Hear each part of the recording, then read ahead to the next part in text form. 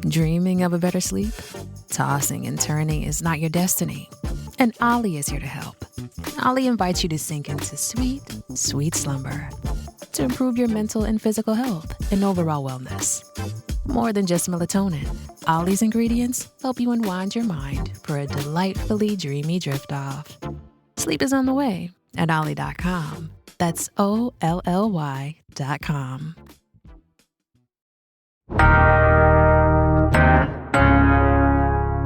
Today on CityCast Houston, has public pressure finally impacted a controversial HISD decision? Plus, traffic on 610 is about to get a lot worse before it gets better. And it's time for everyone to meet the Golden Cobra. Hey Houston newsletter editor Brooke Lewis joins me to talk about the stories impacting H-Town this week. It's Tuesday, March 26th. I'm Raheel Ramzanali, and here's what Houston's talking about. Hey, Brooke, good morning. How are you? I'm doing good. How are you doing? I'm doing great. I wish I had better sleep, okay? And I'm just going to jump right into this. Hang tight with me as I explain what's going on, all right? Everyone's like, wait, why are we talking about your sleep, Raheel? Here's why. Because we moved into a new house, and we love the neighborhood. It's awesome. But we're about 4 miles from a train track. And this train track is in the middle of nowhere, Fort Bend. There's no neighborhood right next to it. So I guess they can just blow their horn anytime they want. And for the last month or so, since we've been in this new house, every night between 12 a.m. and 3 a.m., there's just this loud horn going off, just going, brrr, and it's waking me up and the kids. And now I'm on a mission to figure out how to turn this area into a quiet zone, a no train horn zone, right? Because there are other ones around the city and in Fort Bend, but it's time to incorporate it here so I can get some sleep. So this is my new mission, and I've already started, Brooke. So if you're a listener and you have some advice for me on how to get this done, please contact us with the info in our show notes. I've already emailed the county judge. I've emailed our friends at TxDOT, and they've helped a little bit try to explain what's going on. But I will keep everyone posted on this new government project that I have. That sounds awful. Like, I can't even imagine waking up to a horn in the middle of the night. I feel like you probably already went through this because you have 2 kids. So you went through the whole waking up in the middle of the night, trying to get them to sleep properly. So you're like getting past that stage, and now you have something else to wake you up. It's brutal. And that horn isn't quiet. And it's about 4.5 miles away. So it's not close, but because there's nothing in between the train and our neighborhoods, it's just loud, right? And you can hear the train and that horn. I mean, literally 1:45, 2 a.m., 2:30, No. I hear this horn. And I track it because I'm like on a mission right now. I'm collecting data, okay, Brooke? I'm so committed to this. So I'll keep everyone posted, but if you do have information on how to get this done, I've checked online. It just is a runaround right now. So we'll figure it out, but that's my little rant to start the show. Let's jump into some big news, okay? Let's talk about something that everyone is worried about and concerned about. What do you got for us, Brooke? So this is something that I'm sure people have heard about and have been following, but Houston ISD has been making a lot of news because of a proficiency screening that some principals were under fire for. So there were about 117 principals that received a notice earlier this month that if they scored less than proficient on a mid-year screening, then they'd have to meet certain benchmarks on another to keep their jobs at the end of the school year. So it was a really big warning, and it was not well received by the community. I'll just say that to the least. So the community had their school board meeting as usual last week, and 150 people showed up to just speak their mind and say how they felt about their principals possibly losing their jobs at the end of the school year, and they were not happy about it. I have covered a lot of school board meetings because I used to cover Fort Bend ISD, so I do know what it's like to be there late. But this school board meeting, guys, did not get out until 2:15 a.m. So Mike Miles did give his public statement saying that they have now reversed course. They will not fire principals based on the proficiency screenings. They still will be evaluated based on a lead evaluation system at the end of the year. So you could still be at risk for losing your job, but he's saying that they shouldn't be worried. So it was a really, really big deal. And I just can't imagine being in the school board meeting for that long, waiting for a decision about this. But it was something really important. And it shows that community participation and giving your public output will actually make a difference, because he said that the community coming in and speaking against it did affect his decision. And Brooke, that's exactly it, right? Your public opinion, you going to these meetings does help and will sway the direction of decisions like this, or you hope they would, right? Because Miles so far has been, hey, it's my way or the highway. And I knew something was fishy with this, and I knew this was going to be an issue where they might have to reverse course when they started threatening legal action against the Houston Chronicle, right, for publishing that list. Yes. Anytime an organization does that, we're like, hey, we're going to sue you, okay, for putting this out there and whatnot. I'm like, okay, there's some truth here. There's something happening where they're probably not as confident with these decisions as they seem to be. So it's good to see that they are going to reverse course a little bit. They're still going to evaluate these principles, but luckily they're not going to fire them as of right now. But you never know, right? With this administration, it could be, yeah, look, we're going to tell you what you want to hear, but in like a month, we could just reverse and say, you know what, we're actually going to go through with this. So we don't know. Yeah, I think it's just they really need to build trust with the community at this point. I think they realize that trust has been broken and people aren't just going to go along with whatever they say.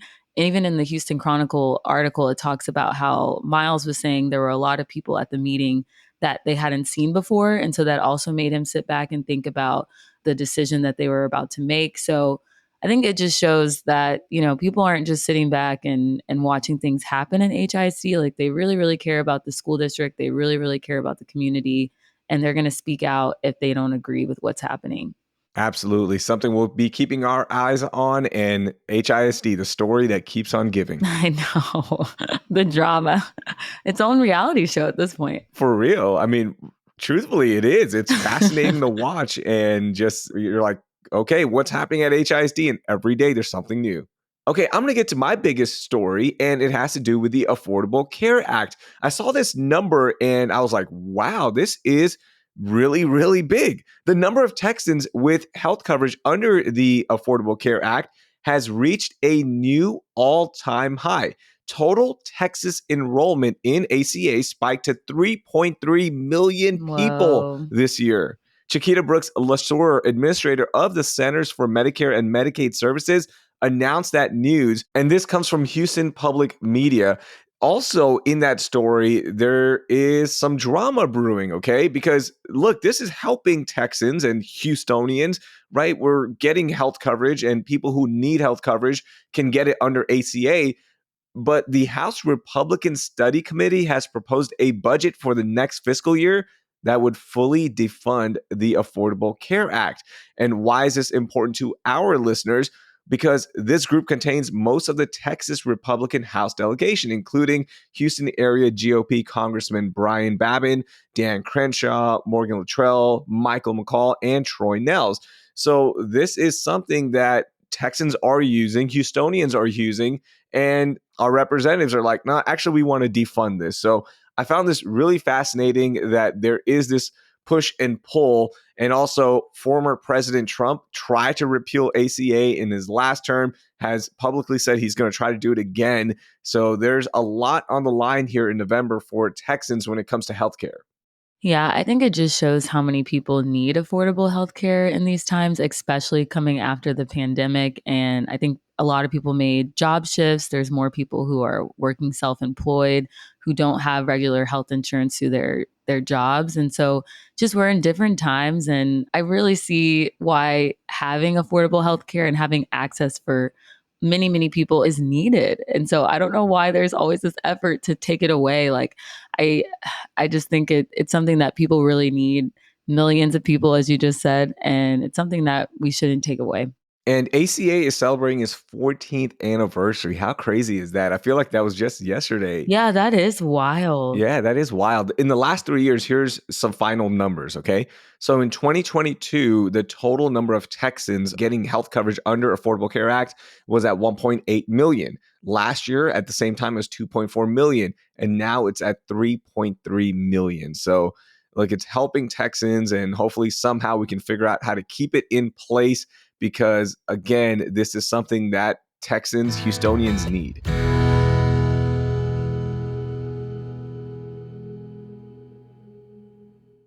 Shipping can make or break a sale, so optimize how you ship your orders with ShipStation.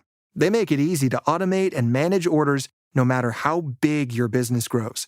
And they might even be able to help reduce shipping and warehouse costs. So optimize and keep up your momentum for growth with ShipStation. Sign up for your free 60-day trial now at ShipStation.com and use the code POD. That's ShipStation.com with the code POD. Believe it or not, summer is just around the corner. Luckily, Armor All, America's most trusted auto appearance brand, has what your car needs to get that perfect summer shine. Plus, now through May 31st, we'll give you $5 for every $20 you spend on Armor All products. That means car wash pods, protectant, tire shine, you name it. Find out how to get your $5 rebate at armorall.com. Armor All, less work, more clean. Terms apply. All right, Brooke, are you ready for some rapid fire? Yes, I am. All right, the first story, believe it or not, here's a little drum roll for you. Brrr, it's about traffic. All right. Nothing says rapid fire, nothing says Houston like traffic. And this one has to do with our dear friend 610 because traffic around 610 and 59 is about to get super, super bad again.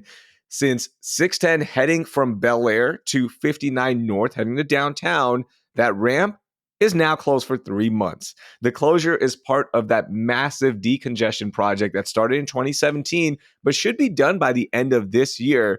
I know it's been a headache so far, and there's really no silver lining here. Like, I wish I could say it's been a headache so far, but things have been good. But in reality, the areas that are done, it just seems like it really hasn't helped that much. Yeah, I think it's just like 610 is already such a terrible freeway. I have to use it so much. And these ramps that get closed, it's such a headache. It's already congested. It's just going to make it even worse. I'm hoping that when it's all said and done, it's actually going to be decongested. But it makes me think about that random bus lane that they made on 610 going in the opposite direction. And I'm like, has that really helped us? Like, do you see a lot of buses using that ramp? I don't know. No, I feel like that one's going to eventually just turn into an HOV lane or something, right? Yes. We used to live in that area when we first got married, my wife and I, right there by Houston Community College. So we're used to that traffic and I know what it's like. But now with that ramp being closed, oh my gosh, good luck, because that little feeder and then the West Park tollway area there, it's going to be a disaster. Yeah, no, it's terrible. It's already terrible. I don't know why I use 610 so much, but I do. And it's always a parking lot. So it's just going to make it even worse. By the way, 610, the congestion on it left taxpayers bearing an economic impact of about $120 million in 2022. So that number is going to go up too by us just sitting there, right? So this is just the impact it has of sitting in traffic, basically. It's just making our mental health worse, making us like, I don't know, more overweight. We're not exercising, all the bad effects. Let's just blame 610 for everything. Absolutely. That's a good idea. And I've linked that story in our show notes. And our friend Danny Perez from TechStot actually has some recommendations in this news story about what roads to use to get to downtown if you are coming from 610. So you can check that out if you are somebody using 610 heading in from Bel Air to 59 North. There is a Twitter, on X, there is a page in Austin called Evil Mopac because just that everyone hates Mopac. We need an evil 610 for Houston. Yes.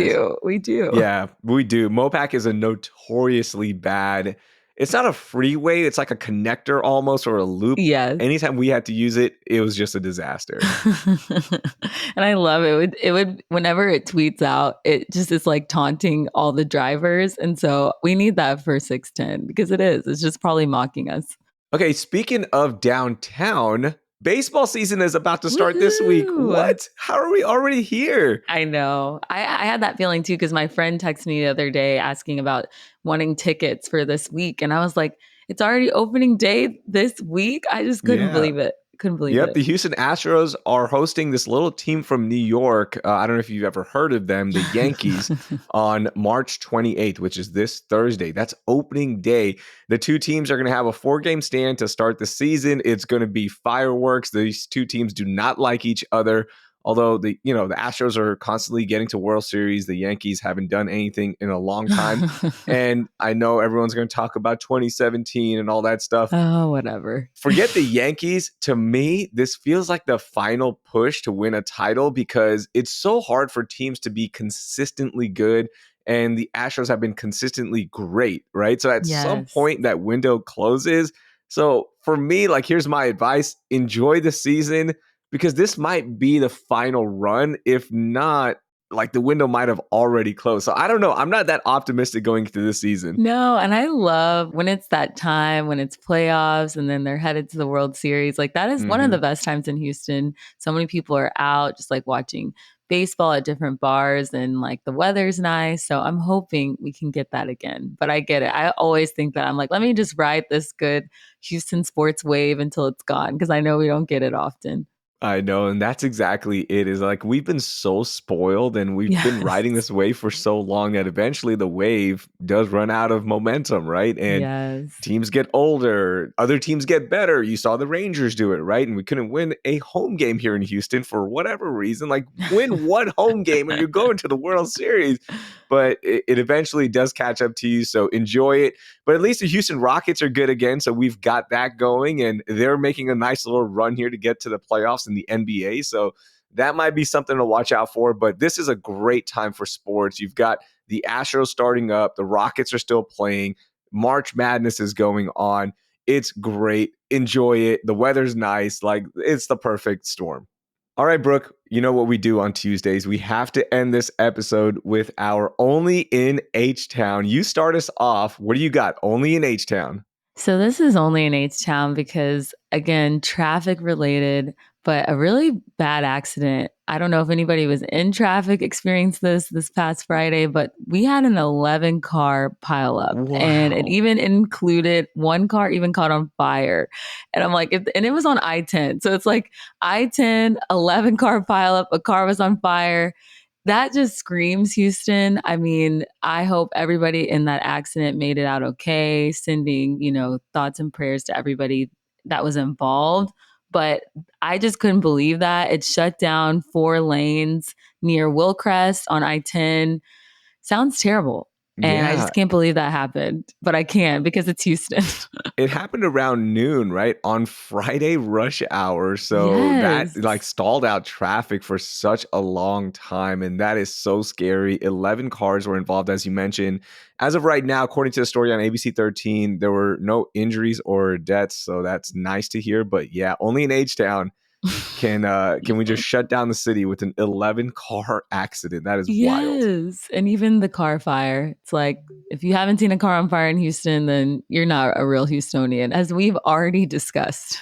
Yeah, and I'm glad you brought that up because only in H-Town, and this is going back to that episode we talked about, You're Not a Real Houstonian, where I brought up Magic Island, one of the great spots around the city, an iconic building on 59 North. You can see it driving into downtown. Well, only in H-Town can that iconic Egyptian-themed restaurant come back to life after 16 years. Oh my gosh, Raheel, your dreams are coming true. Yes, it's finally back, and I can finally go on a date at Magic Island like my parents once did. So yeah, as we talked about on the episode, Magic Island is this historic place, right? Like you see that big Sphinx head on 59. You're like, what is this place?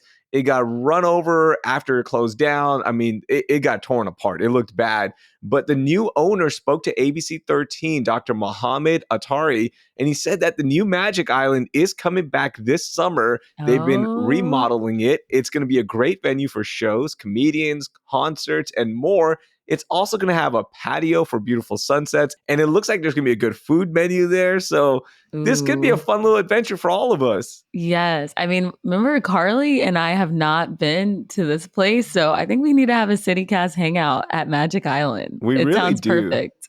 One of the iconic things to do there, Brooke, was when you walk in, there was this golden cobra that you would take a picture in front of. And that's where my parents have a picture. One of my old coworkers, Frank, he has this picture as well in front of this iconic gold cobra. Like you would take a picture with your date there and they would print it for you, right? Like back in the old school days. I hope that golden cobra is still there. We need to go to Magic Island. We need to take a photo in front of the Golden Cobra and we need to post it on our CityCast social media and people can just comment and tell and then send their photos in front of the Golden Cobra. It can be a whole thing. Yes. Hashtag Golden Cobra. Bring it back. So Houston, so random, like only in Houston. Oh my gosh, I love this city so much. I cannot wait for it to open up. I'm going to try to get us into the grand opening or like the media party. I have to see the inside now. Yes, I would love it. I'm so excited. Yeah, that's going to be a blast. And by the way, you know what else is going to be a blast, Brooke? Our live taping before the Houston Rockets Miami Heat game on April 5th. You're going to be there for the live taping. And if you haven't bought your tickets yet, tickets are starting at just $36. We've put information in our show notes on how to get discounted tickets to join us. And your ticket to that game gives you access to our live taping at 5:30 p.m. And then you're going to stick around and watch the game with us. We're going to be sitting in section 403. So if you want to sit with us, buy your tickets in section 403. If you want to sit closer, you want to sit somewhere else, our discount code works anywhere in the arena. So come by, enjoy the live taping, watch the Rockets as they surge for the playoffs against the Miami Heat. It's going to be a blast. I cannot wait. Yes, I'm so excited to see all of our Hey Houston readers and the podcast listeners. Can't wait. Get your tickets, don't forget, and then we will be updating you throughout the next few weeks on guests, on other event details. So, of course, subscribe to the podcast if you haven't, and subscribe to Hey Houston while you're in our show notes. Brooke, thank you for joining me. That was a blast. Yes, I had so much fun. That was Brooke Lewis. As always, all the stories are linked in our show notes. That will do it for today. Thank you for listening, and I hope you learned something new.